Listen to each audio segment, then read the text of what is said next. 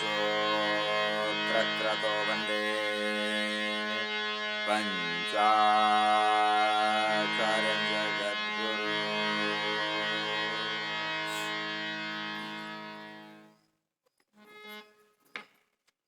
ಪ್ರಪ್ರಥಮದಲ್ಲಿ ಶಕ್ತಿ ವಿಶಿಷ್ಟ ಅದ್ವೈತ ಪರಶಿವನ ಪಂಚಮುಖೋದ್ಭೂತಿಗಳು ಆದಿ ಜಗದ್ಗುರು ಪಂಚಾಚಾರ್ಯರನ್ನು ನನ್ನ ಮನೋಮಂದಿರದಲ್ಲಿ ಸ್ಥಾಪಿಸಿಕೊಂಡು ಕ್ಷೇತ್ರಾಧಿನಾಯಕ ಎನ್ನ ಆರಾಧ್ಯ ದೈವತೆಯಾದ ಗುರು ರೇವಣ ಸಿದ್ದೇಶ್ವರಿಗೂ ನನ್ನ ಅನಂತ ಕೋಟಿ ಪ್ರಣಾಮಗಳನ್ನು ಸಲ್ಲಿಸಿ ಕಾರ್ಯಕ್ರಮಕ್ಕೆ ಕಾರಣೀಭೂತರಾದ ಸಿದ್ಧಿ ಪುರುಷ ಮಹಾಯೋಗಿ ಲಕ್ಷಾಣದ ಸಿದ್ಧಲಿಂಗರಿಗೂ ನನ್ನ ಅನಂತ ಕೋಟಿ ಪ್ರಣಾಮಗಳನ್ನು ಸಲ್ಲಿಸಿ ತಿಂಗಳ ಪರ್ಯಂತರವಾಗಿ ಸಿದ್ಧಲಿಂಗರ ಚರಿತ್ರೆಯನ್ನು ಶ್ರವಣ ಮಾಡಲು ಆಗಮಿಸುವಂತ ದಸೂರ ಗ್ರಾಮದ ಸಕಲ ಗ್ರಾಮಸ್ಥರೇ, ನೆರೆ ಗ್ರಾಮದಿಂದ ಆಗಮಿಸಿದಂಥ ಸಕಲ ಸಬ್ಬಕ್ತಾದಿಗಳೇ, ಮುದ್ದು ಮಕ್ಕಳೇ, ವಾತ್ಸಲ್ಯ ಮೂರ್ತಿ ತಾಯಂದಿರೇ, ತಮ್ಮೆಲ್ಲರಂತರ ಆತ್ಮದಲ್ಲಿ ವಾಸ ಮಾಡಿರೋ ಪರಮೇಶ್ವರನ ಜ್ಯೋತಿಗೂ ಶರಣ ಶರಣಾರ್ಥಿಗಳು. ಸಾಂಬಜೈ ನಮ ಪಾರ್ವತೇಶ್ವರ ಮಹಾದೇವ.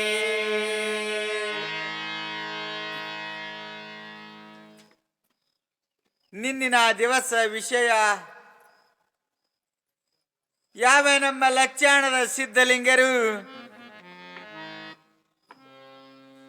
ತೀರ್ಥ ಕ್ಷೇತ್ರಗಳನ್ನ ಮಾಡುತ್ತಾ ಮಾಡುತ್ತಾ ತಿರುಗಾಡುತ್ತಾ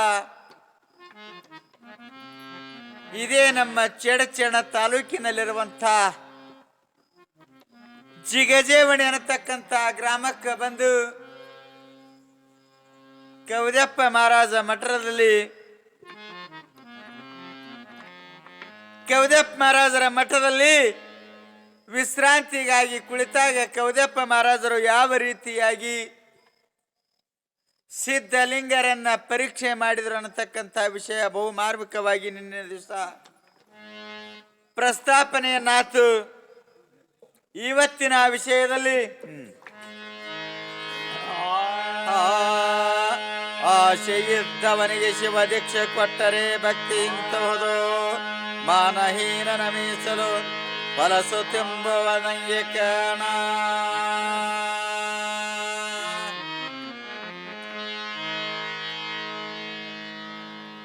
ಅಪ್ಪ, ನಮ್ಮ ಸಿದ್ಧಲಿಂಗರ ಚರಿತ್ರೆಯಲ್ಲಿ ಇವತ್ತಿನ ದಿವಸ ಇಷ್ಟು ಚಂದ ಹೇಳ್ತಾ ಇದಾರೆ ಅಂತ ಕೇಳಿದ್ರೆ, ಆಶೆ ಇದ್ದವನಿಗೆ ಶಿವ ದೀಕ್ಷೆಯನ್ನು ಕೊಟ್ರೆ ಹೆಂಗಾಗ್ತದ ಪರಿಸ್ಥಿತಿ ಅಂತ ಕೇಳಿದ್ರೆ ಯಾವುದಕ್ಕೂ ಉಪಯೋಗ ಆಗುದಿಲ್ಲ, ಎಲ್ಲ ವ್ಯರ್ಥವಾಗಿ ಹೋಗ್ತದೆ. ಮೊದಲ ಮನುಷ್ಯ ಆಸೆ ಅನ್ನತಕ್ಕಂಥದ್ದು ಅಳಿಬೇಕು, ಆಸೆ ಅನ್ನತಕ್ಕಂಥದ್ದು ಬಿಡಬೇಕು. ಯಾಕಂತ ಕೇಳಿದ್ರೆ ಆಸೆ ಬಿಡಬೇಕಂದ್ರೆ ಪೂರ್ತಿ ಆಸೆ ಅಲ್ಲ, ಆಸೆ ಮನುಷ್ಯನಿಗೆ ಎಷ್ಟು ಇರಬೇಕೋ ಅಷ್ಟೇ ಆಸೆ ಇರಬೇಕು. ಅತಿಶಯವಾಗಿರುವಂತ ದುರಾಸೆಯನ್ನ ಮನುಷ್ಯ ಇಟ್ಟುಕೊಂಡ ಅಂದ್ರೆ ಏನಾಗ್ತದೆ ಅಂತ ಕೇಳಿದ್ರೆ ಯಾವ ದೀಕ್ಷೆಯನ್ನು ತಗೊಂಡ್ರು ಕೂಡ ಅದು ವ್ಯರ್ಥವಾಗಿ ಹೋಗ್ತದೆ. ಗುರುವಿನಿಂದ ಪಡೆದಿರುವಂತಹ ದೀಕ್ಷಾ ವ್ಯರ್ಥವಾಗಿ ಹೋಗ್ತದೆ. ಅದಕ್ಕೆ ಆಸೆ ಇದ್ದವನಿಗೆ ಶಿವ ದೀಕ್ಷೆ ಕೊಟ್ರ ಇಂತಿಹೋದು ಮಾನಹೀನನ ಮೀಸಲು ಏಷಿಗೆಯನ್ನು ತಿಂದಂತೆ. ಬಹಳ ಚಂದ ಹೇಳ್ತಾ ಇದ್ದಾನೆ. ಅದಕ್ಕಾಗಿ ನಮ್ಮ ಸಿದ್ಧಲಿಂಗೇಶ್ವರ ಏನು ಮಾಡ್ತಾ ಇದ್ದಾನೆ ಇವತ್ತಿನ ದಿವಸ ಅಂತ ಕೇಳಿದ್ರೆ, ಹಿಂದೆ ಪವಾಡಗಳನ್ನ ಮಾಡಿ ತನ್ನ ಗುರು ಕೊಟ್ಟಿರುವಂತ ಮಹಾಮಂತ್ರವನ್ನ ಬಾಯಿಂದ ಪಠಣ ಮಾಡಿ ರೈಲ್ವೆ ಹಳಿಯ ಮೇಲೆ ಓಂ ನಮಃ ಶಿವಾಯ ತಿಳಿ ಬರೆದಿರ್ತಕ್ಕಂಥ ಒಂದು ಶಬ್ದದಿಂದ ಬಂದಿರುವಂತ ರೈಲ್ವೆ ಅಲ್ಲೇ ನಿಂತು ಅವಾಗ ದೊಡ್ಡ ದೊಡ್ಡ ಸಾಹೇಬರೆಲ್ಲ ಬಂದು ಸಿದ್ಧಲಿಂಗನಿಗೆ ನಮಸ್ಕಾರವನ್ನ ಮಾಡಿದಾಗ ಸಿದ್ಧಲಿಂಗರು ಹೇಳ್ತಾ ಇದ್ದಾರೆ, ಅಪ್ಪ ನಾನೊಂದು ತೇರು ಕಟ್ಟ ಮದೀನಿ, ಆ ತೇರಕ್ಕೆ ಬೇಕಾಗಿರುವಂತ ಕಬ್ಬಣ ಕೊಡಬೇಕಂದಾಗ ಸ್ವತಃ ಸರ್ಕಾರದವರೇ ಆ ಕಬ್ಬಿಣವನ್ನ ಕೊಡ್ಲಕ್ಕ ವಾಗ್ದಾನವನ್ನ ಮಾಡ್ತಾ ಇದ್ದಾರೆ. ಆ ಪ್ರಕಾರವಾಗಿ ಅವರು ಕಬ್ಬಿಣವನ್ನ ಕೊಟ್ಟು ಕಳಿಸಿದರು. ಲಚ್ಚಾಣ ಮಠದಲ್ಲಿ ಕಬ್ಬಣನ್ನ ಇಳಿತು. ಇಳಿದ ಕೂಡಲೇ ಸ್ವತಃ ತಮ್ಮ ಅಮೃತ ಹಸ್ತದಿಂದ ತಮ್ಮ ಕೈಯಾರಿನೇ ತೇರಿನ ಕೆಲಸವನ್ನ ಪ್ರಾರಂಭ ಮಾಡಿದರು. ತೇರಿನ ಕೆಲಸವನ್ನ ಪ್ರಾರಂಭ ಮಾಡಬೇಕಾಗಿತ್ತು ಅಂದ್ರೆ ಆಗ ತಮ್ಮ ಗುರುಗಳಾದ ಶಂಕರಲಿಂಗರನ್ನು ಸ್ಮರಿಸುತ್ತಾ ಶಂಕರಲಿಂಗ ಕೊಟ್ಟಿರುವಂತ ಮಂತ್ರವನ್ನ ಪಠಿಸುತ್ತಾ ತೇರಿನ ಕೆಲಸವನ್ನ ಪ್ರಾರಂಭ ಮಾಡಿ ಜಗಕ್ಕೆಲ್ಲ ಈ ತೇರಿನ ಮಹಿಮೆಯನ್ನ ತಿಳಿಲಿ. ಯಾತಕ್ಕಾಗಿ ತೇರ ಮಾಡ್ಲಿಕ್ಕತ್ತಾರ, ತೇರಿಂದ ಉದ್ದೇಶ ಏನು ತಂದ್ರೆ ತಮ್ಮೆಲ್ಲರಿಗೂ ಹಿಂದೆ 2-3 ಸಲ ಸಿದ್ಧಲಿಂಗರು ಹೇಳ್ಯಾರ. ಯಾವ ಜಾತ್ರೆಯಲ್ಲಿ ಜಗತ್ತಿರ್ತಕ್ಕಂಥ ತೇರು ಅದು ತೇರಿನ ಸದ್ರೂಪವಾಗಿರುವಂಥದ್ದು ಯಾವುದಂತ ಕೇಳಿದ್ರೆ ಅಪ್ಪ ಈ ನಮ್ಮ ಮಾನವ ಶರೀರವೇ ಒಂದು ತೇರ ಅಂತ ಹೇಳಿದ್ರು. ಶುರು ಮಾಡಿದ್ರು ಜನರಲ್ಲಿ ಎಂಥ ಸಾಧುಗಳು, ಇದರಂತ ನಾವು ಹೇಗೆ ಉದ್ಧಾರವಾಗುತ್ತೇವೆ ಎಂದು ಭ್ರಾಂತಿ ಇರುತ್ತದೆ. ಇದರಲ್ಲಿ ಸಾಧುಗಳು ಶಕ್ತಿ ಇಂಥದ್ದು ತೋರಿಸಬೇಕೆಂದು ಗುರುಗಳ ನಾಮಸ್ಮರಣ ಕೆಲಸವನ್ನು ಶುರು ಮಾಡಿದರು.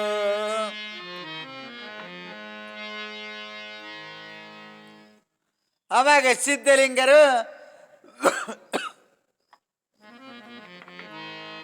ವಿಚಾರವನ್ನು ಮಾಡ್ತಾ ಇದ್ದಾರೆ. ಅಪ್ಪ ಜಗತ್ತಿನಲ್ಲಿ ಎಂತೆಂತ ಸಾಧುಗಳದಾರ, ಎಂತೆಂತ ಹುಚ್ಚರದಾರ. ಹುಚ್ಚ ಸಾಧುರ ಒಂದು ಲೀಲೆಯನ್ನ ಜಗತ್ತಿಗೆ ತೋರಿಸಬೇಕನ್ನತಕ್ಕಂತ ಭಾವನೆಯನ್ನಿಟ್ಟುಕೊಂಡು ಸಿದ್ಧಲಿಂಗರು ಜಗತ್ತಿಗೆ ತೋರಿಸಬೇಕಂತೇಳಿ ತಿಳ್ಕೊಂಡು ಆ ಶಕ್ತಿಯುಕ್ತವಾಗಿರುವಂಥ ಮಹಾಮಹಿಮಾಶಾಲಿಗಳಾಗಿರುವಂಥ ಈ ತೇರ ಏನದ ಅನ್ನತಕ್ಕಂಥ ವಿಷಯವನ್ನ ಎಲ್ಲ ಜನರಿಗೆ ತಿಳಿಸಬೇಕಂತೇಳಿ ತಿಳ್ಕೊಂಡು ತೇರಿನ ಕೆಲಸವನ್ನ ಪ್ರಾರಂಭ ಮಾಡಿದ್ರು. ಶಿವನಿಗೆ ಊರವರಾದ ವಿಠಲಪ್ಪ ಮಹಾರಾಜ ಅನಿಸಿಕೊಂಡವರು ಸಿದ್ಧಲಿಂಗ ಮಹಾರಾಜರಿಗೆ ಒಂದು ಕಪಲಿಯನ್ನು ತಂದು ಕೊಟ್ಟಿದ್ರು. ಆ ಕಪಲಿ ಒಂದು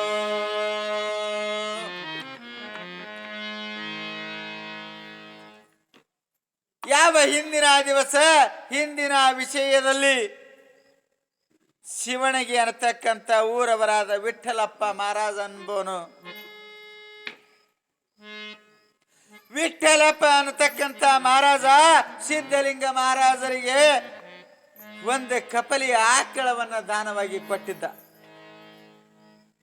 ಹೆಂಗಂತ ಕೇಳಿದ್ರೆ ಎಲ್ಲರಿಂದ ದುಡ್ಡನ್ನ ವಸೂಲಿ ಮಾಡಿ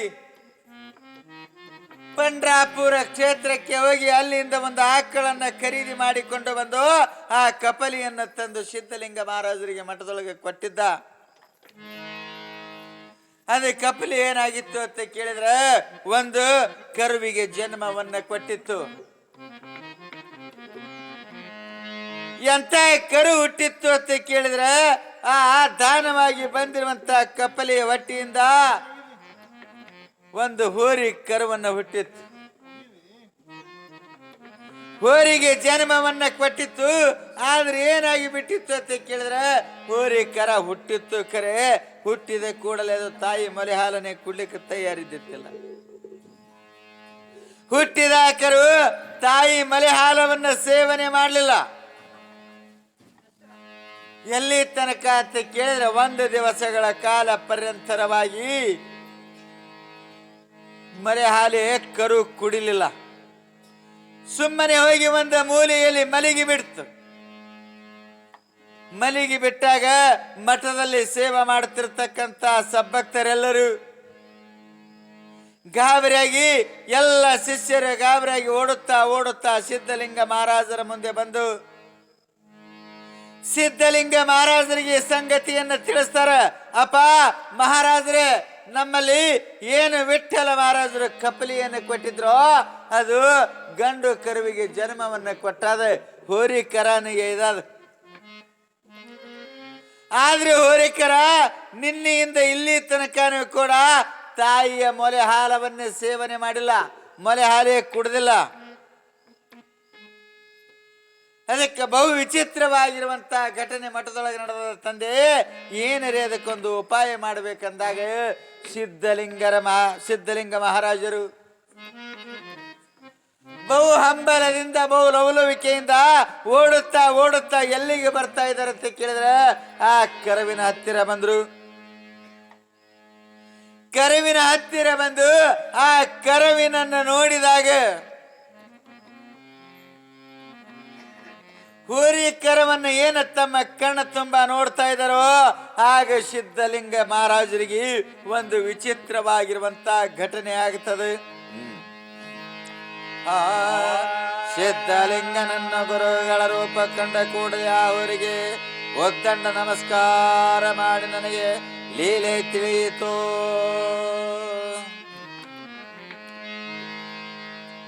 ಏನು ಬಂದ ಸಿದ್ಧಲಿಂಗ ಮಹಾರಾಜರ ಹೋರಿಕರವನ್ನು ನೋಡ್ತಾ ಇದ್ದಾರೋ ನೋಡಿದ ಕ್ಷಣವೇ ಆ ಹೋರಿಕರ ಹ್ಯಾಂಗ ಕಾಣ್ಲಿಕ್ಕತ್ತು ಸಿದ್ಧಲಿಂಗ ಮಹಾರಾಜರಿಗೆ ಅಂತ ಕೇಳಿದ್ರೆ ದೇಹ ಬಿಟ್ಟು ಈ ಅಲೋಕವನ್ನು ಬಿಟ್ಟು ಲಿಂಗೈಕ್ಯರಾಗಿರುವಂತ ಶಂಕರಲಿಂಗ ಮಹಾರಾಜರು ಆ ಹೋರಿ ರೂಪದಲ್ಲಿ ಕಾಣ್ಲಿಕ್ಕ ಪ್ರಾರಂಭ ಮಾಡಿದ್ರು. ನೋಡ್ರಿ, ಜನರಿಗೆಲ್ಲ ಹೋರಿಕರ ಕಾಣ್ತಿತ್ತು, ನಮ್ಮ ಸಿದ್ಧಲಿಂಗ ಮಹಾರಾಜರಿಗೆ ತನ್ನ ಗುರುಗಳ ಕಾಣ್ಲಿಕ್ಕ ಪ್ರಾರಂಭ ಮಾಡಿದ್ರು ಶಂಕರಲಿಂಗ ಮಹಾರಾಜರು.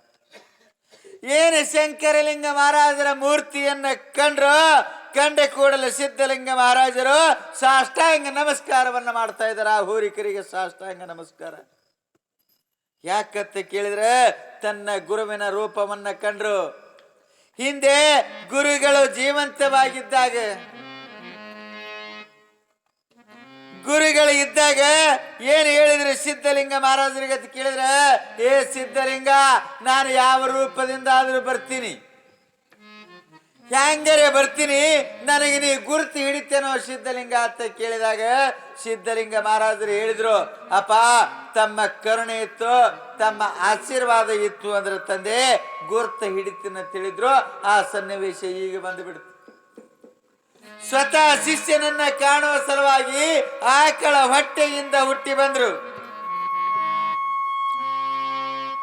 ಆಕಳ ಹೊಟ್ಟೆಯಿಂದ ಹೋರಿಕರವಾಗಿ ಹುಟ್ಟಿ ಬಂದ ಕೂಡಲೇ ಸಿದ್ಧಲಿಂಗ ಮಹಾರಾಜರಿಗೆ ಆನಂದವಾಗಿ ಉದ್ದಂಡ ನಮಸ್ಕಾರವೂ ಕೂಡ ಮಾಡಿದರು. ನಮಸ್ಕಾರ ಮಾಡಿ ಹೇಳ್ತಾ ಇದ್ದಾರೆ ಸಿದ್ಧಲಿಂಗ ಮಹಾರಾಜರು, ಅಪ್ಪ ತಂದೆ, ನನಗೆ ನಿನ್ನ ಲೀಲೆ ತೋರಿಸಿದೆಯಪ್ಪ. ಯಾಕಂತ ಕೇಳಿದ್ರೆ ಈ ಕಲಿಯುಗದೊಳಗೆ ಜನ ಬಹಳ ವಿಚಿತ್ರ ಅದರ ತಂದೆ, ಬಹಳ ವಿಚಿತ್ರ ಅದರ. ನಿನ್ನ ಲೀಲೆ ನನಗೆ ತಿಳಿದದ. ಈಗ ಈ ಜನರಿಗೆಲ್ಲ ನಿನ್ನ ಲೀಲೆ ತಿಳಿಬೇಕು. ನೀನೇ ಶಂಕರಲಿಂಗ ಭಗವತ್ಪಾದರನ್ನದವರಿಗೆ ಗುರುತಾಗಬೇಕು. ನೀನೇ ಬಂತನಾಳ ಈಶ ಅನ್ನೋದು ಗುರುತಾಗಬೇಕಾಗಿತ್ತಂದ್ರೆ ಏಳು ಚಟ್ಟನೆ ಎದ್ದ ಕೇಶಂದ್ರೆ ನಿನ್ನ ತಾಯಿಯ ಹಾಲನ್ನು ಕುಡಿ ಅಂತ ಹೇಳಿಬಿಟ್ಟ. ನಿನ್ನ ತಾಯಿ ಹಾಲನ್ನ ಕುಡಿದಿ ಅಂದ್ರೆ ಈಗ ನೀನೇ ಶಂಕರಲಿಂಗ ದೇವ ಬತನಾಳ ಈಶ ಅನ್ನೋದು ಎಲ್ಲರಿಗೂ ಗೊತ್ತಾಗ್ತದೆ ತಂದೆ. ಏಳು ತಾಯಿ ಹಾಲನ್ನು ಕುಡಿ ಅಂತ ಹೇಳಿಬಿಟ್ಟ. ಹಾಲನ್ನು ಕುಡಿ ಮತ್ತು ಕಡೆಯ ತನಕ ಹಲ್ಲು ಹಚ್ಚಬೇಡ, ಆಕಳ ಮೂಸಿ ನೋಡಬೇಡ ಎಂದು ಹೇಳಿದ ಆಕಳು ಚಟ್ಟನೆ ಎದ್ದು ತನ್ನ ತಾಯಿಯ ಮರೆ ಹಾಲನ್ನು ಕುಡಿಯಲಾರಂಭಿಸಿದು. ಈ ವಾಕ್ಯವನ್ನ ಕೇಳಿದ ಕೂಡಲೇ ಕರು ಹಾಲನ್ನು ಕುಡಿದು ಎಲ್ಲ ಜನರು ನೋಡಿ ವಿಚಿತ್ರರಾದರು.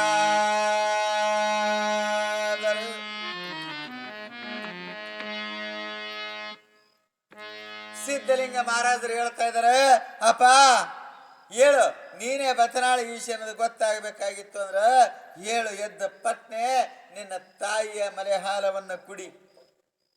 ಅದಲ್ಲದೆ ಇನ್ನೊಂದು ವಿಷಯ ಹೇಳ್ತಾ ಇದ್ದೇನೆ, ತಾಯಿ ಮಲೆ ಹಾಲನ್ನು ಕುಡಿ. ನೀನು ಜೀವಂತ ಇರುವವರೆಗೂ ಮಾತ್ರ ನೀನು ಹೊಟ್ಟೆ ಹಲ್ಲು ಹಚ್ಚಲಿಕ್ಕೆ ಹೋಗಬೇಡ.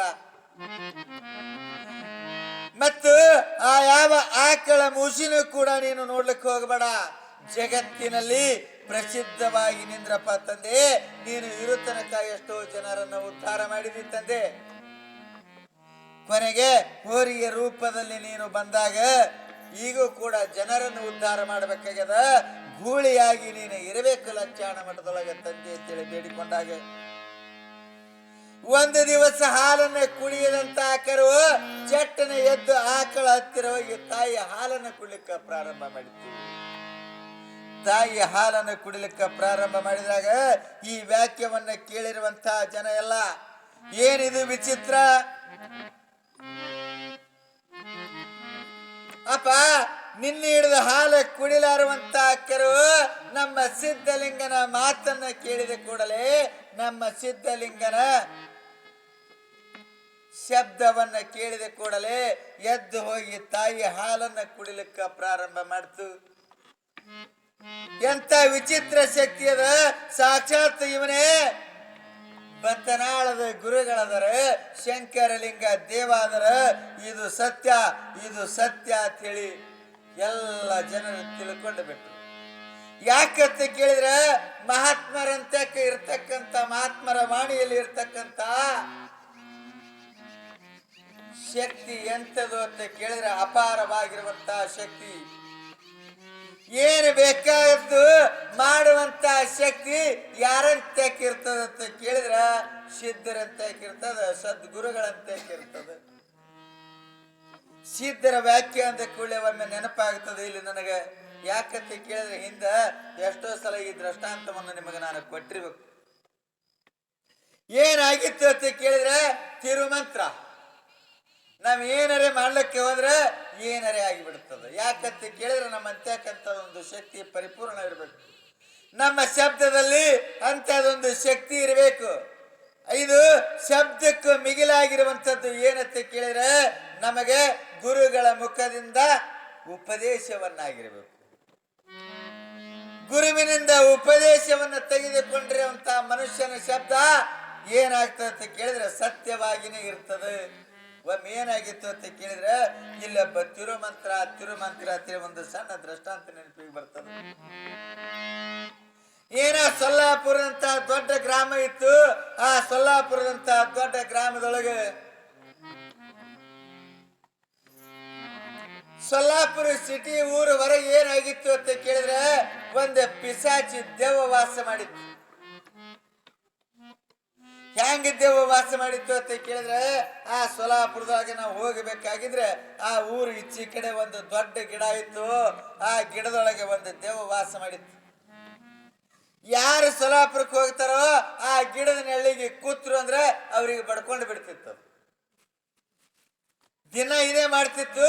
ಮಾಡುವ ಸಮಯದೊಳಗೆ ಏನಾಗಿತ್ತು ಅಂತ ಕೇಳಿದ್ರೆ ಅದೇ ಮಾರ್ಗವಾಗಿ ಒಬ್ಬ ಕಲೆಗಾರ ಹೋಗ್ತಾ ಇದ್ದ ಕೊಳಲು ಬಾರಸಾವ.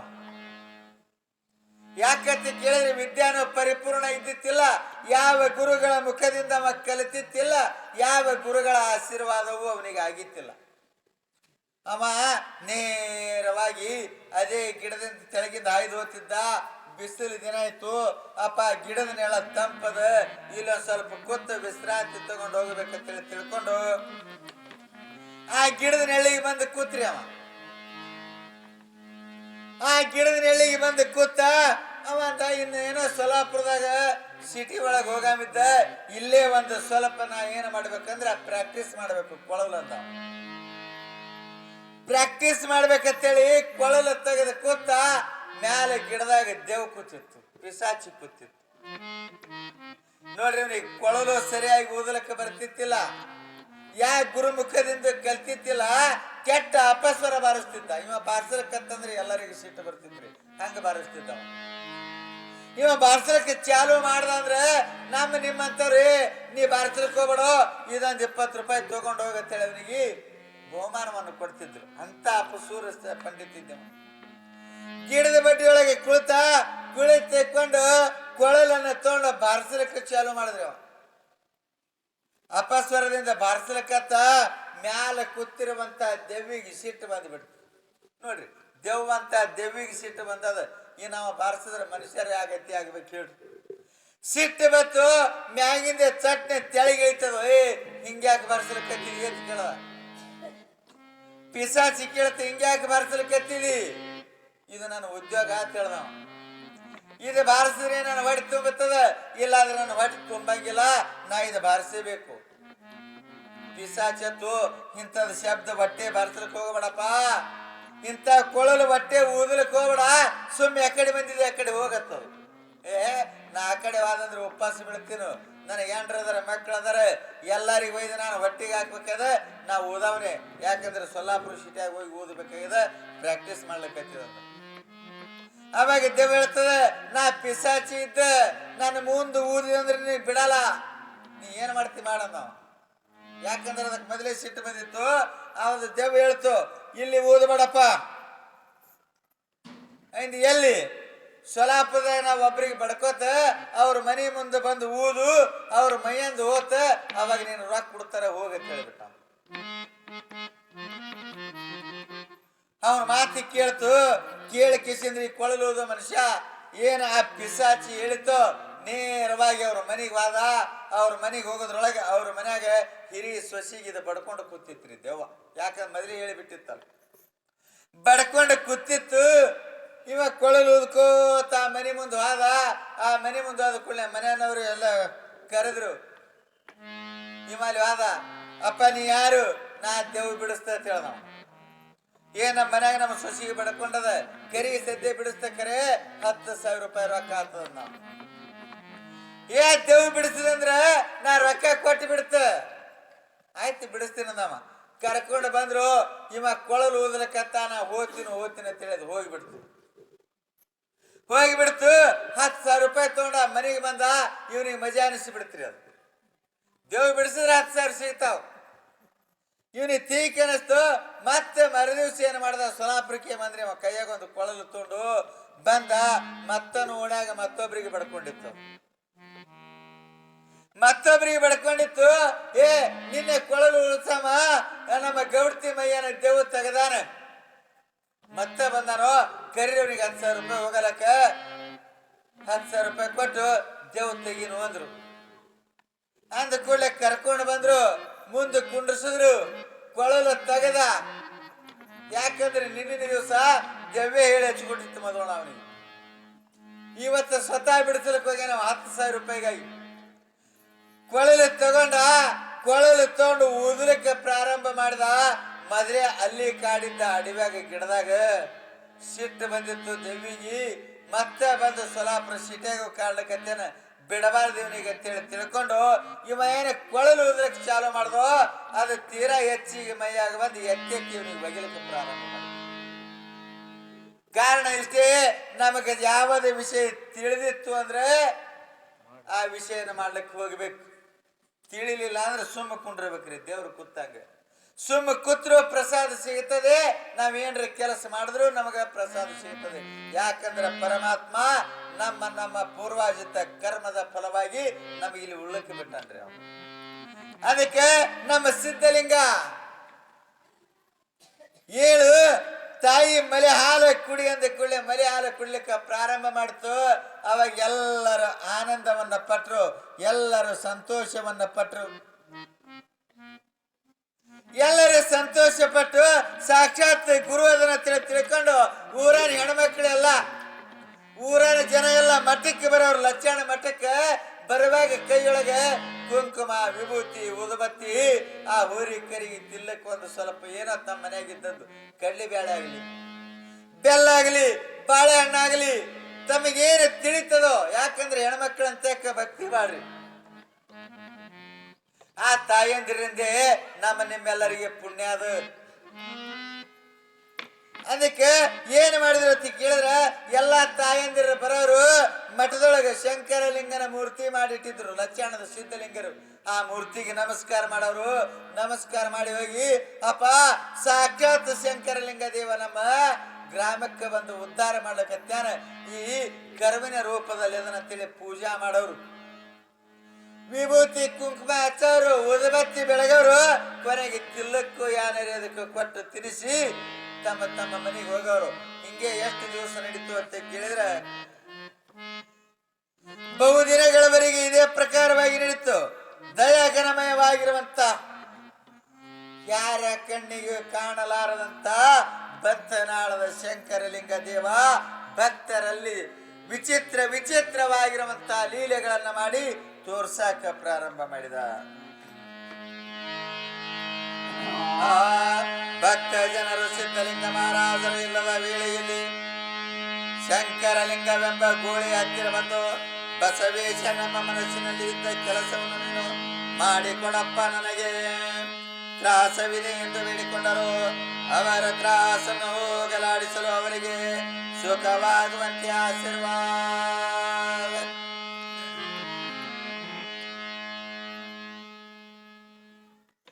ಭಕ್ತ ಜನರು ದಿನಂಪ್ರತಿ ಬರೋರು, ಪೂಜೆ ಮಾಡೋರು, ನಮಸ್ಕಾರ ಮಾಡೋರು, ಹೋಗೋರು. ಒಂದೊಂದು ಸಮಯದಲ್ಲಿ ಸಿದ್ಧಲಿಂಗ ಇಲ್ಲದ ವೇಳೆಯಲ್ಲಿ ಮಠದಾಗ ಸಿದ್ಧಲಿಂಗ ಇಲ್ಲ ಅಂದ್ರೆ ಭಕ್ತರು ಏನ್ ಮಾಡ್ತಾ ಇದ್ರು, ಆ ಹೋರಿ ಕರಿನ ಮುಂದೆ ಬಂದು ಕುಂಡಿರ್ತಾ ಇದ್ರು.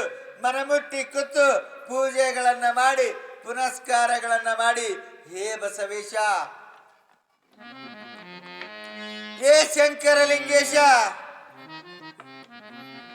ಈಗ ನಮಗೆ ಇಂಥದೊಂದು ತ್ರಾಸ ಬಂದದಪ್ಪ ತಂದೆ, ನನ್ನ ತ್ರಾಸ ಬಗೆಹರಿಸಪ್ಪ, ನನ್ನ ತ್ರಾಸನ್ನ ಸಂಕಟವನ್ನ ಪಾರ ಮಾಡಪ್ಪ ತಂದೆ ಅಂತೇಳಿ ಕಾಲಿಗೆ ಬಿದ್ದು ನಮಸ್ಕಾರ ಮಾಡಿದ್ರೆ ಆ ಹೋರಿಕರ ಆಶೀರ್ವಾದ ಮಾಡ್ತಿತ್ತಂತ್ರಿ.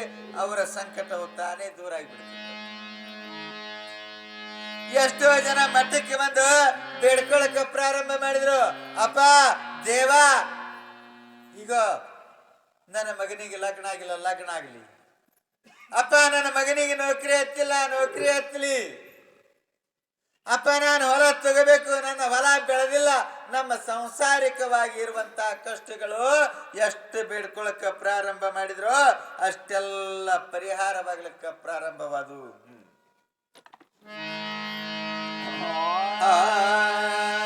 ಆ ಗೋಳಿಗೆ ಶಂಕರಲಿಂಗನೆಂದು ಬಂದನೆಂದು ಖಾತ್ರಿ ಮಾಡಿಕೊಂಡು ನಡೆದಿರು. ಎತ್ತ ಸಿದ್ಧಲಿಂಗ ಮಹಾರಾಜ ತೇರವನ್ನು ಮಾಡುತ್ತಾ ಕೆಲಸವು ರಾತ್ರಿ ಹಗಲು ದುಡಿಯಲಾರಂಭಿಸಿದನು. 3-4 ಜನ ಬಡಿಗರು ಮಾಡುವಷ್ಟೇ ಕೆಲಸ ಇವರೇ ಆರುತ್ತಾ.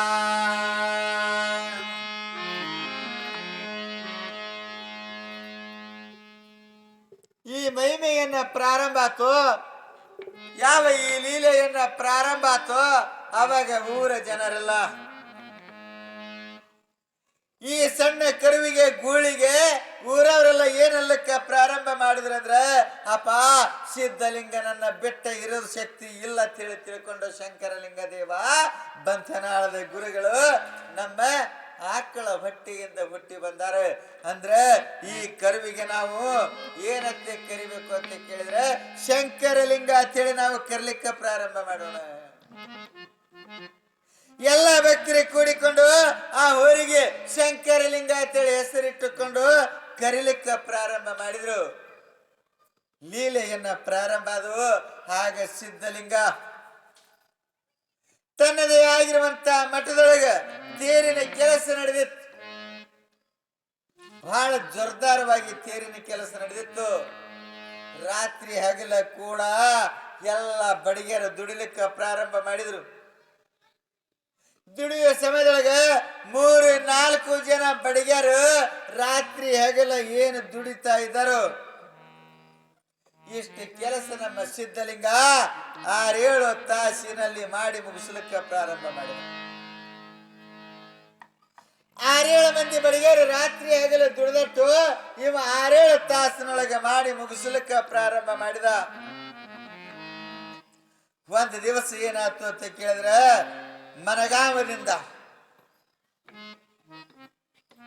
ಮನಗಾಮ ಅಂದ್ರ ಹಿರಿಯರಿಗೆ ಗೊತ್ತಾಗುತ್ತೀರಿ, ಅದಕ್ಕೆ ಮನಗಾಮ ಅಂದ್ರೆ ಏನು ಪಾಚೋ ಉಳಿಯೋ ಗೊತ್ತಿಲ್ಲ.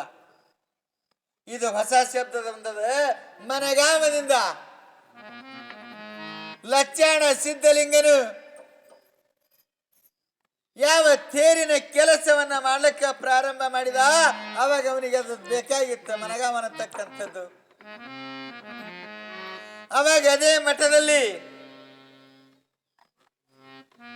ಏನ ಆಕಳುಗಳ ಕಾಯ್ಲಿಕ್ಕ ಕ್ಷೀರಾಲಿಂಗ ಮಹಾರಾಜ ತಿಳಿ ಒಬ್ಬ ಇದ್ದ.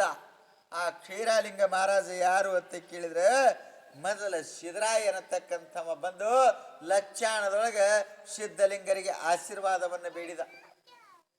ಅವಾಗ ಸಿದ್ಧಲಿಂಗರು, ನಿನಗೆ ಉಪದೇಶವನ್ನು ನಾನು ಮಾಡಬೇಕಾಗಿತ್ತು ಅಂದ್ರ ಈಗ ನನ್ನ ಮಠದಲ್ಲಿ ಇರ್ತಕ್ಕಂಥ ಆಕಳಗಳನ್ನ ಕಾಯಿ ಅಂತೇಳಿ ಅವನಿಗೆ ಆಕಳ ಕಾಯಿ ಕೆಲಸವನ್ನು ಒಪ್ಪಿಸಿದ್ರು. ಅವ ಆಕಳನ್ನ ಕಾಯುತ್ತಾ ಕಾಯುತ್ತಾ ಕಾಯುತ್ತಾ ಸಿದ್ದರಾಯ ಮಹಾತ್ಮವಾದ ಸತ್ಪುರುಷ ಆದ. ಅದೇ ಲಚ್ಚಾಣ ಮಠದಲ್ಲಿ ಅವನಿಗೆ ಕ್ಷೀರಾಲಿಂಗ ಕ್ಷೀರಾಲಿಂಗ ಅಂತೇಳಿ ಕರ್ಲಿಕ್ಕತ್ತಿದ್ರು. ಅಂತ ಕ್ಷೀರಾಲಿಂಗನನ್ನ ಲಚ್ಚಾಣ ಸಿದ್ಧಲಿಂಗರ ಕರಿತಾ ಇದ್ದಾರೆ.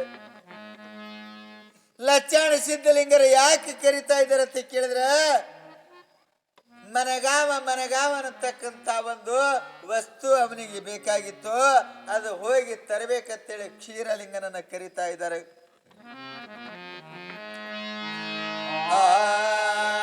ಅಪ್ಪ ಬಡಿಗರ ಮನೆಯಲ್ಲಿ ಮನಗಾವನ್ನು ತೆಗೆದುಕೊಂಡು ಬಾ ಎಂದು ಹೇಳಿಸಿಕೊಟ್ಟರು.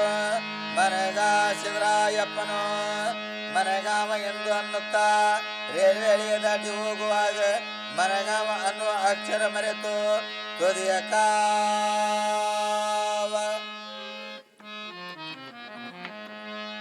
ಸಿದ್ಧಲಿಂಗರು ಆ ಸಿದ್ದರಾಯನನ್ನ ಕರೆದು ಕ್ಷೀರಾಲಿಂಗರನ್ನ ಕರೆದು ಹೇಳ್ತಾರೆ, ಅಪ್ಪ ಈಗ ತೆರಿನ ಕೆಲಸ ಬಹಳ ಭರ್ಜರಿಯಿಂದ ನಡೆದದ, ಅದಕ್ಕಾಗಿ ನೀನು ಮನಗಾವನ್ನು ತಗೊಂಡು ಬಾ, ಬಡಿಗಾರ ಮನೆಗೆ ಹೋಗು, ಅಲ್ಲಿ ಮನಗಾವ ಕೊಡು ಅಂತೇಳಿ ಕೊಡ್ತಾರೆ, ಹೋಗು ನೆನಪಿಲಿ ತಗೊಂಡು ಬಾ ಅಂತೇಳಿ ಸಿದ್ದರಾಯ ಹೇಳಿದ್ರು. ಆಗ ಸಿದ್ದರಾಯ ಬಾಯಿಯಲ್ಲಿ ಮನಗಾವನ ಕೊತ್ತೆ ಪ್ರಯಾಣವನ್ನು ಬೆಳೆಸಿದ. ಯಾಕಂತ ಕೇಳಿದ್ರೆ ನೆನಪಾರ್ತದ ತಿಳ್ಕೊಂಡು ಒಡ್ಕೋತ ಅನ್ನುತ್ತಾ ಬಾಯಾಗ ಅನ್ಕೋತ ಹೊಂಟಿದ್ದ. ಎಲ್ಲಿಗೆ ಬಂದ ಅಂತ ಕೇಳಿದ್ರೆ ಮಠ ಬಿಟ್ಟು ರೈಲ್ವೆ ಹಳಿಗೆ ಬಂದ. ರೈಲ್ವೆ ಹಳಿಗೆ ಬಂದ. ಯಾವ ನಮ್ಮ ಸಿದ್ಧಲಿಂಗರು ಹೇಳಿರು ಅದೇ ಶಬ್ದದ ಮೇಲೆ ಚಿತ್ತವನ್ನಿಟ್ಟು ಅಲ್ಲಕ್ಕ ಪ್ರಾರಂಭ ಮಾಡಿದ. ಮನಗಾವ ಅಂತ ಹೇಳಿ ಅಲ್ಲಕ್ಕ ಪ್ರಾರಂಭ ಮಾಡಿದ. ಏನು ರೈಲ್ವೆ ಹಳಿಗೆ ಬಂದು ಸಿದ್ಧಲಿಂಗರ ಶಬ್ದದ ಮೇಲಿರ್ತಕ್ಕಂಥ ಲಕ್ಷ್ಯ ಹೋಯ್ತು. ರೈಲ್ವೆ ಹಳಿ ದಾಟಬೇಕನ್ನೋದ್ರೊಳಗ ಅದ್ರ ಮೇಗಿನ ಲಕ್ಷ್ಯ ಹೋಯ್ತು. ಏನು ಸಿಕ್ತು ಇವನ ಬಾಯಾಗ ಅಂತ ಕೇಳಿದ್ರೆ ತುದಿಯ ಕಾವ ಅನ್ನತಕ್ಕಂಥ ಶಬ್ದ ಇವನ ಬಾಯಿಯೊಳಗೆ ಸಿಕ್ತು. ಆ ಶಬ್ದ ಬಾಯಿಂದ ಹೋಗಿ ತುದಿಯ ಕಾವ ಅನ್ಕೋತ ಎಲ್ಲಿ ತನಕ ಬಂದ ಅಂತ ಕೇಳಿದ್ರೆ ಲಚ್ಚಾಣದೊಳಗ ಬಡಿಗಾರ ಮನೆ ತನಕ ಅದೇ ಅನ್ಕೋತೆ ಬಂದ. ಆ ಬಡಿಗನ ಮನೆಗೆ ಹೋಗಿ ಹೇಳ್ತಾ ಇದ್ದಾನೆ, ಅಪ್ಪ ಮಹಾರಾಜರು ಕೆಲಸ ಮಾಡ್ಲಿಕ್ಕ ಪ್ರಾರಂಭ ಮಾಡ್ಯಾರ, ಅದಕ್ಕೆ ಮಹಾರಾಜರು ತುದಿ ಕಾವು ಕೊಡು ಅಂತ ಹೇಳಿ ನನಗ ಹೇಳಿ ಕಳಿಸ್ಯಾರಪ್ಪ, ತುದಿ ಕಾವು ಕೊಡ್ರಿ ಅಂತ ಹೇಳಿಬಿಟ್ಟ. ತುದಿ ಕಾವು ಕೊಡ್ರಿ ಅಂತ ಹೇಳಿದ.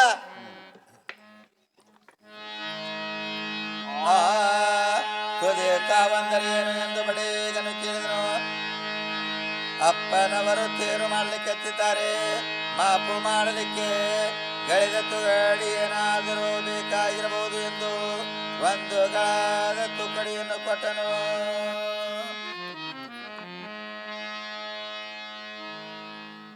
ಬಡಿಗೇನ ಮನೆಗೆ ಬಂದು ಕೇಳ್ತಾ ಇದ್ದಾನೆ, ಅಪ್ಪ ತುದಿ ಕಾವನ್ನು ಕೊಡುವಂತೆ ಕೇಳಿದಾಗ ಬಡಿಗ ಗಾಬರಿ ಆಗಿ ನಿಂತ. ಅಪ್ಪ ತುದಿ ಕಾವಂದ್ರೆ ಏನು, ನಾನು ನಿನಗೇನು ಕೊಡ್ಲಿ, ಗುರುಗಳು ಏನು ಹೇಳ್ಯಾರ ಅಂತ ಕೇಳಿದಾಗ ಸಿದ್ಧಲಿಂಗ ಹೇಳ್ತಾ ಇದ್ದಾನೆ, ಅಪ್ಪ ನಮ್ಮ ಗುರುಗಳು ತೇರಿನ ಕೆಲಸವನ್ನ ಪ್ರಾರಂಭ ಮಾಡ್ಯಾರ, ತೇರ ಕಟ್ಲಿಕ್ಕೆ ಪ್ರಾರಂಭ ಮಾಡ್ಯಾರ. ಆ ಮಹಾತ್ಮರಿಗೆ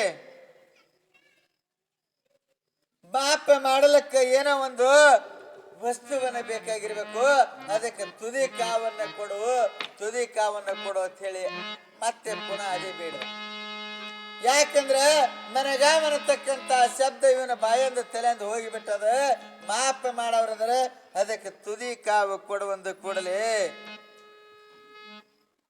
ಸಿದ್ದರಾಯಪ್ಪನು ಸಿದ್ದರಾಯಪ್ಪನನ್ನ ಕರೆದು ಹೇಳ್ತಾ ಇದ್ದಾರೆ ಬಡಿಗಾರ, ಅಪ್ಪ ಇದು ತಗೋ, ತುದಿಗಾವ ತಗೋ ಅಂತೇಳಿ ಒಂದೇ ಗಳದ ತುಕ್ಕಡಿಯನ್ನು ಅವನ ಕೈಯೊಳಗೆ ಕೊಟ್ಟರು ಚವಿ. ಒಂದು ಬಿದಿರಿನ ಗಳ ಇತ್ತು, ಅದನ್ನು ಮುರಿದು ಕತ್ತರಿಸಿ ಅವನ ಕೈಯಾಗ ಕೊಟ್ಟರು. ಅದನ್ನು ತಗೊಂಡ ನೇರವಾಗಿ ಓಡುತ್ತಾ ಓಡುತ್ತಾ ಓಡುತ್ತಾ ಓಡುತ್ತಾ ಸಿದ್ಧಲಿಂಗರ ಹಂತಕ್ಕೆ ಬಂದ. ಸಿದ್ಧಲಿಂಗರ ನಿಂತಿರು. ಅವಾಗ ಏನ್ ಮಾಡ್ತಾ ಇದ್ದಾನೆ ಸಿದ್ಧರಾಯ ಅಂತ ಕೇಳಿದ್ರೆ, ಅಪ್ಪ ತಗೋರಿ ಅಂತೇಳಿ ಅವ್ರ ಕೈಯಾಗಿ ಕೊಟ್ಟ. ಕೈಯೊಳಗೆ ಕೊಟ್ಟ ಕೂಡಲೇ ಸಿದ್ಧಲಿಂಗರು ಹೇಳ್ತಾ ಇದಾರೆ, ನಾನು ಏನು ಹೇಳಿದ್ದೀನಿ, ನೀನೇನು ತಂದ್ಯೋ, ನಾನು ಹೇಳಿರುವಂತದ್ದು ನಿನ್ನ ಲಕ್ಷ್ಯದೊಳಗಿಲ್ಲ, ನಾನೇನು ಹೇಳಿನಿ ತಾನೇನು ತೆಗೆದುಕೊಂಡನೆ, ಬಾ ಇಲ್ಲಂತೇಳಿ ಹತ್ತಿರ ಕರೆದರು. ಹತ್ತಿರ ಕರೆದವ್ರೆ ಆ ಚಬಿಕೆಯನ್ನು ತಗೊಂಡು ಯಾವ ಆ ಸಿದ್ಧರಾಯ ಅಂದ್ರೆ ಕ್ಷೀರಾಲಿಂಗ ಮಹಾರಾಜನಿಗೆ ಬಡಿಲಿಕ್ಕ ಪ್ರಾರಂಭ ಮಾಡಿದರು. ಅದೇ ಬಡಿಗೆಯಿಂದ 2-3 ಏಟುಗಳನ್ನ ಕೊಟ್ಟು ಏಟನ್ನ ಕೊಟ್ಟು ಹೇಳ್ತಾ ಇದ್ದಾರೆ, ಹೇ ಸಿದ್ಧರಾಯ, ಇನ್ನ ಇದೆ ಹೇಳಿರುವಂತ ಒಂದೇ ಒಂದು ಶಬ್ದ ನಿನ್ನ ತಲೆಯೊಳಗೆ ಉಳಿಲಿಲ್ಲ. ಇಷ್ಟು ಮರವಿನ ಮನುಷ್ಯ ಅದೀನಿ, ಇನ್ನ ನಾನು ನಿನಗೆ ಉಪದೇಶವನ್ನ ಕೊಟ್ಟಂದ್ರೆ, ನಾನು ನಿನಗೆ ಮಂತ್ರವನ್ನ ಹೇಳದಂದ್ರೆ ಅದೇನು ನಿನ್ನ ತಲೆಯೊಳಗೆ ಉಳಿತದೋ, ನಿನ್ನ ತಲೆಯೊಳಗೆ ಉಳಿಯಂಗಿಲ್ಲ. ಕೆಟ್ಟ ಮರವಿನ ಮನುಷ್ಯ ಇದೆ ಅಂತೇಳಿ ಬೈಲಿಕ್ಕ ಪ್ರಾರಂಭವನ್ನ ಮಾಡಿದ್ರು.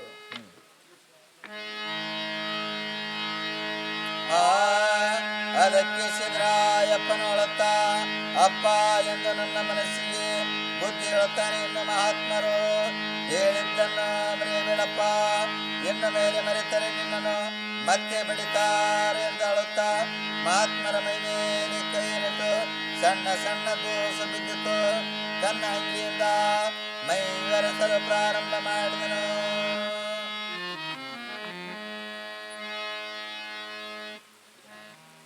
ಏನು 2 ಏಟು ಹೊಡೆದ್ರು, ಇವನ ಮೈಯೆಲ್ಲ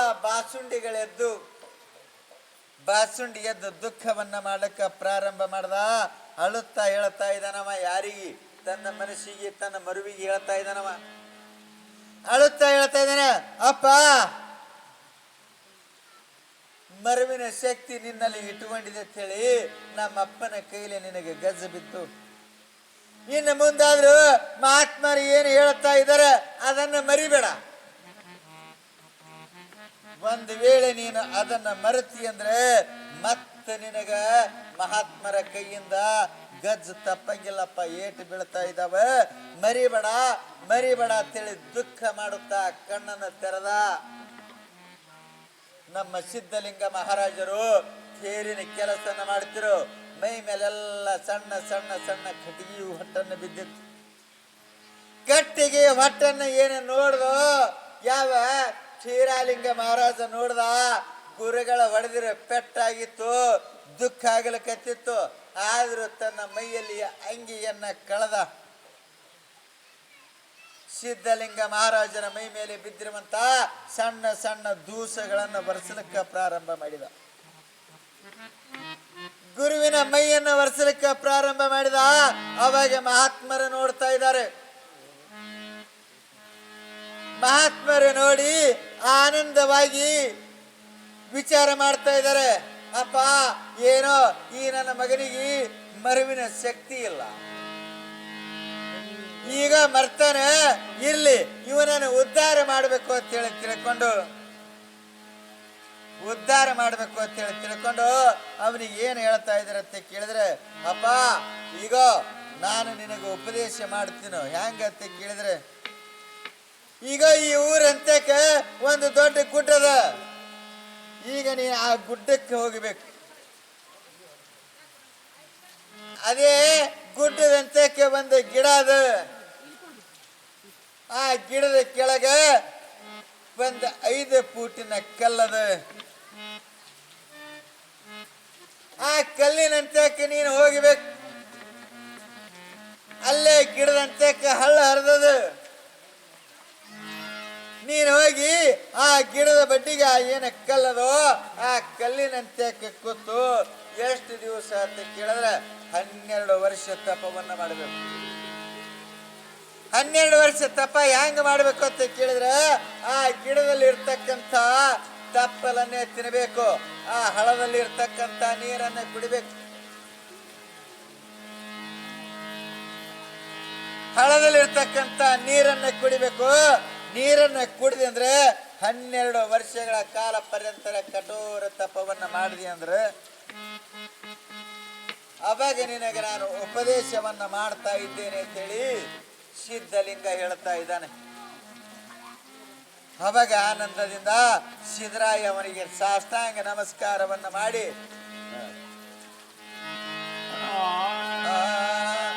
ಆವಾಗ ಸಿದ್ದರಾಯಪ್ಪನು ಸಿದ್ಧಲಿಂಗೇಶ್ವರನಿಗೆ ಉದ್ದಂಡ ನಮಸ್ಕಾರವನ್ನ ಮಾಡಿ ಹೊರಟು ಹೋಗಿ ಅಲ್ಲಿ ಕುಳಿತಂತ ಜನರು ಇದು ಎಂತ ಗುರುವಾಕ್ಯ ಎಂದು ರೊಟ್ಟಿಯನ್ನು ಕಟ್ಟಲಿಲ್ಲ, 2 ರೂಪಾಯಿ ಕೊಡಲಿಲ್ಲ, ಇವನು ಎಂತ ಗುರು.